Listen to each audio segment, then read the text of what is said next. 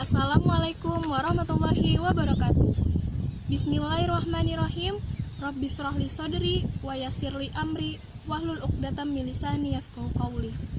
Pertama-tama marilah kita panjatkan puji dan syukur kehadirat Allah Subhanahu wa taala karena atas rahmat dan karunia-Nya kita masih diberikan kesempatan untuk menghirup udara hingga detik ini. Allah pula telah memberikan kesempatan kepada kita semua untuk dapat berjumpa dengan bulan suci Ramadan. Bulan yang penuh berkah, bulan yang selama ini kita nanti-nantikan selama 1 tahun lamanya. Salawat serta salam tak lupa pula kami limpah curahkan kepada baginda Nabi besar Muhammad Sallallahu Alaihi Wasallam, kepada keluarganya, kepada para sahabatnya, dan kepada para umatnya hingga akhir zaman. Al-Quran merupakan kitab suci yang telah Allah turunkan kepada Nabi Muhammad Sallallahu Alaihi Wasallam melalui malaikat Jibril pada tanggal 17 Ramadan, sehingga pada saat itu disebut pula dalam peristiwa nuzul Quran. Al-Quran Allah turunkan secara berangsur-angsur selama 22 tahun, 2 bulan, 22 hari, yang terdiri dari 30 juz, 114 surat, dan 6.666 ayat. Ada beberapa kewajiban yang harus manusia lakukan terhadap Al-Quran. Yang pertama, yaitu mengimani Al-Quran. Al-Quran merupakan firman Allah. Al-Quran bukanlah makhluk. Al-Quran merupakan kalamullah. Allah telah menurunkan Al-Quran untuk dijadikan pegangan hidup umat manusia. Tanpa mengimaninya, manusia tidak mungkin menjadikan Al-Quran sebagai pegangan hidupnya. Sesuai dengan Quran surat Al-Baqarah ayat 4 yang berbunyi, "Walladzina yu'minuna bima unzila ilaika wa ma unzila min qablik wa bil akhirati hum yuqinun." Dan mereka beriman kepada kitab Al-Quran yang telah diturunkan kepadamu dan kitab-kitab yang telah diturunkan sebelummu, serta mereka yakin akan adanya kehidupan akhirat.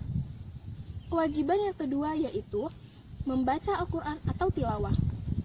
Al-Quran merupakan kalamullah, yang mana kita membacanya akan memperoleh pahala. Para sahabat biasa menghatamkan Al-Quran sekali dalam sebulan, dan banyak yang hatam lebih cepat daripada itu. Yang mana membaca Al-Quran merupakan perintah dari Allah Subhanahu wa Ta'ala, sebagaimana tercantum dalam Quran surat Al-Muzammil ayat 4 yang berbunyi, "Warattilil Qur'ana tartila." Dan bacalah Al-Quran dengan perlahan-lahan.